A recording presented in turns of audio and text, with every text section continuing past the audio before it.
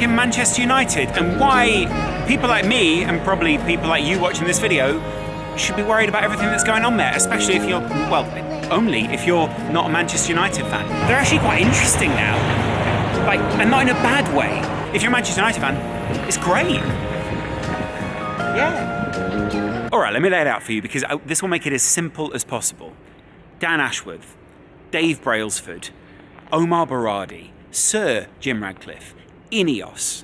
All of these are names that are different to the big names that have been associated with Manchester United for almost 20 years now. These names are different to the other names that I can do. Louis van Gaal, Jose Mourinho, David Moyes, even Ralph Rangnick. All of these were big names who obviously had good intentions, but were never synced up with other people in their class who could then achieve something on a mass scale. These were all individuals who were going to do something which was, sure, special, or sure, different, but wasn't going to be so big that it was going to rock Manchester United's world. An institution, a club that, even according to Ed Woodward, a man who is now no longer at Manchester United, is worth so much money that people, even when they were not competing on the field, were interested in a piece, a slice, a look on being Manchester United's jersey, being on Manchester United's arm, being on Manchester United's boards, being on Manchester United's social media channels. Manchester United doesn't seem like it's about that anymore, and these new names are changing things. I can go down this list, right? Not least Omar Berardi, a name that, which when you say it, is always associated with the immediate phrase after that of best in class. Dan Ashworth, also associated with the phrase best in class. This is not only Manchester United trying to poach off very near rivals, it's Manchester United taking some of the best people from those very near rivals. Now, Dan Ashworth hasn't yet signed for Manchester United, and the fact that they got Omar Berardi, a man who has a footballing idea and philosophy, how you build a club, football strategy with your director of football and then your coach, which I think is also very important in all of this, but also off the field, the image, the ethos of what you're trying to do, even the way that you transfer people. For years, Manchester United have made big transfers, but for a very long time within that, and let's be honest about this, a lot of them were not synced up in any way. There didn't seem to be any kind of strategy to what Manchester United were doing. And without that strategy, Manchester United put themselves on what he calls a slippery slope. I'm quoting the Financial Times article that I read. That slippery slope led Manchester United to overpay serially for players, to get into bidding wars for players, to go way too long on actually trying to sign a player that in the end they ended up with people that they didn't really want, for the price they didn't really want, in a squad that they weren't really building. All of that goes to say that Manchester United are now going to do the opposite of that. I don't think Dave Brailsford is a transfer genius, but I do think, again, he's a philosophy and ethos and culture genius. If he can do that in cycling, imagine what he can do in football, but he also has the resources of someone like Manchester United. Now, that's not to say that they didn't originally mess up a little bit in Nice, and frankly, I don't think Nice is the best audition for Manchester United fans to look at. Yeah, sure, it's a football club, but it was also a football club of a very different size, with a very different thing to compete in, and competing against very different rivals. They also made a lot of mistakes early on. They made a lot of signings they didn't really want to sign, and then in the end they realised we need to get in some professionals. They've made their mistakes at Nice before, should we say, the proof being in the bigger Manchester United pudding?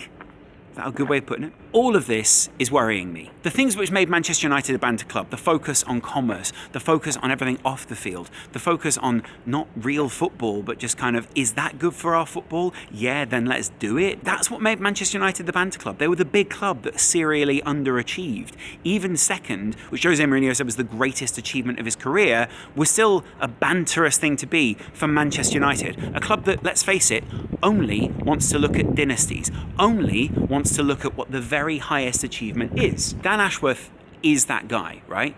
He's already at Newcastle United. He's already made some incredible signings. And sure, there are some mess-ups in Newcastle signings, but let's not throw the baby out with the bathwater when analysing him here. That squad, on a limited budget, is vastly improving with someone who needed to be a coach rather than manager in Eddie Howe. And frankly, if Manchester United can pull that off, then they will not struggle with putting the final pieces in place. And the final pieces, frankly, are a lot easier to scout out and move around and shift than you would think. Players can come and go as long as you get them on the right contracts and you are Manchester United and you act in a way which is not just going to be a ridiculous transfer time after time after time, i.e. Harry Maguire over the last summer. You begin to have a bit of a domino effect, which is a positive domino effect rather than a negative domino effect that we've seen at Manchester United in recent years. And this is what is going to make these guys worrying. Arsenal fans, I haven't forgotten about you either. Like, I know I did a whole 2 videos to get the vlog kick-started, and I still stand by those views. In fact, I've believed this for quite a while now. I think Arsenal could do something in the Champions League, not only because they've got the starting 11 quality, but I also think they've got the rotational quality. Someone said they don't have the bench that they need. But I kind of feel like the more that you watch them, the more you realise they have that different option off the bench. It's not about legs, it's not about any of that. And I get it, it's a long season. But realistically, the consensus broadly seemed to be A, Laurence, don't make me wish and hope. B, Arsenal can't do it because you've got one reason why they wouldn't do it. And I think every team has got one reason that you wouldn't win the Champions League. Any cup competition is pure chance. And let's be honest, like number 3 was basically people going, yeah, like I match that feeling. I'm just saying, put something positive in the comments about your own team. Let's just have a positive day about your side. I'm bored of people just being like, oh, I don't like this, I don't like that. Also, if you are new to the channel, because Rory and a lot of other people have started tweeting, I really appreciate the people who have supported it on social media. Spreading a new format and a new idea and convincing people it might be good can sometimes be a bit of a challenge. If you do support what we're doing here, then I would really appreciate if you could join the Patreon. It obviously helps us fund the channel and fund what we're doing.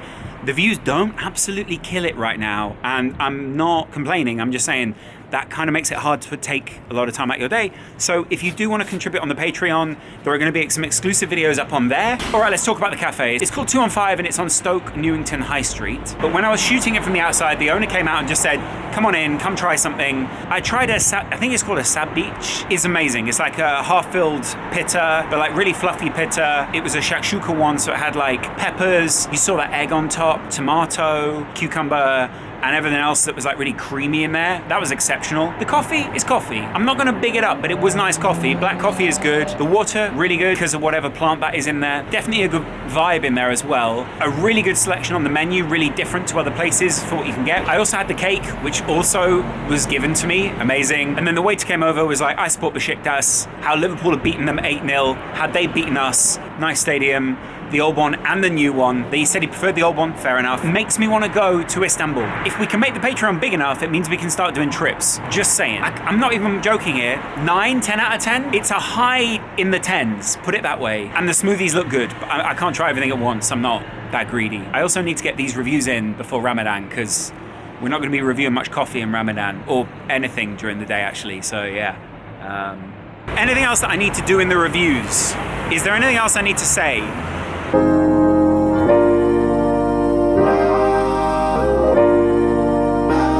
Erik ten Hag might feel like a bit of a placeholder name at the moment, especially around Manchester United, where a lot of people are already doubting if he's capable.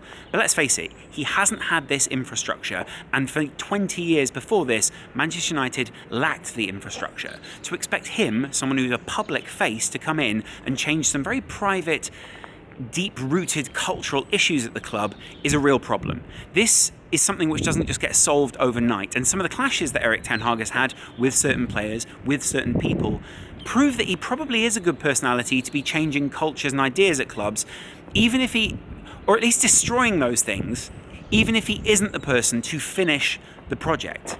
You kind of want a buffer manager like Erik ten Hag. You want someone who can come in and destroy things. Manchester United won't want to use anyone as a disposable asset, but in this current climate, he definitely appears to be that. This is a complete culture shift for Manchester United. As a Liverpool fan, that is what worries me. Because all the changes that made Liverpool better, sporting director, correct coach, better or at least improved ownership, better infrastructure at the club, moving stadiums, which is what they're already talking about. If you move away from Old Trafford or whatever it is that they need to do, that is progress within itself. Manchester United is a historic place, but part of the whole reason it is a historic place is because it's built for Manchester United. It's not that leaving that stadium and going to a new place is going to be the best thing in the world, but at the same time, it's the key change that Manchester United need. Within that building, they've made some incredible memories with Sir Alex Ferguson, with all sorts of people. The club aren't just going to sell that off and make it into something completely different. They're going to make this into... I mean, potentially, if you're working with Ineos and you're working with Sir Jim Ratcliffe, this is one of the best things that could ever happen. Arsenal made their new stadium, thrived after that. Spurs are currently absolutely financially killing it because of what they did with their new stadium. And let's face it, Arsenal brought in a new director of football or sporting operations in someone like Edu and began to absolutely kill it. They brought in a new manager on the back of that who people have massive doubts about, but they enabled him. And then on top of that, they changed the people at the very top, put the son of the owner in rather than the actual owner himself. It's like a family ownership, and changed the culture. They changed their approach. Arsenal have reaped dividends from that. Liverpool have reaped dividends from that. My real question today, chat, is this. How long does it take Manchester United to get back to, and I mean the very top, like we're talking about actually competing for the league, not just outside challengers to City, actually challenging numbers-wise against Man City, actually making them worry, not just going, hey, we're second by however many points, being like, we're top for a sustained period and you are worried that we are that far ahead of you. How long does it take Manchester United to worry people when they go to Old Trafford again? Because guess what? Sometimes it's a bit of a switch. Sometimes when players see that there is a project that's going on, something flicks within them and they go, I want to be here. I don't want to lose my position in the team. At the moment, there's not all that much to value at Manchester United. You're part of a project which is mid. Mid at the very top level, but mid. Manchester United are kind of going through a few stages that I've been through with my high street and coffee. When I first started coffee, I loved all the big brands. They have their place. They get you into it. They make you spend more money on it. You think you're drinking coffee and it kind of tastes good. And then more big brands come along, and that's a few too many big brands. You're not really focusing on the coffee anymore. You lose sight of what makes good drinking material because you stop getting the diversity. You go to the same chain over and over and over again, and that feels comfortable, but you're not reaching your peak. When those big brands get bored and they aren't fulfilling you in the same way, you go looking around for something else because you realize there is something more there to be had. That doesn't mean there's not a place for other people to have their big brands, but it's not for you right now. So you start to look around, you get off that slippery slope, you go, hey, what have we got here? You start to explore. And that's where United are right now. They're putting down an infrastructure to try to explore. Do I like pour over? Do I like Americano? Why do I suddenly like coffee without milk? It's not that you don't appreciate these other things. It's not that you don't want these other things. Every now and again, it's okay to get one of those things. And in some of these niche places, you don't even need to go to because you don't need those in your starting 11. Some places aren't for you, but you can still appreciate other people like them. Other people need them. But in the end, when you really find a good place, you know, like here. You know, that's the stage United are at right now. And it makes me uncomfortable because that stage makes me happy. And I'm not 100% sure that I want United fans to be happy. I'm just saying.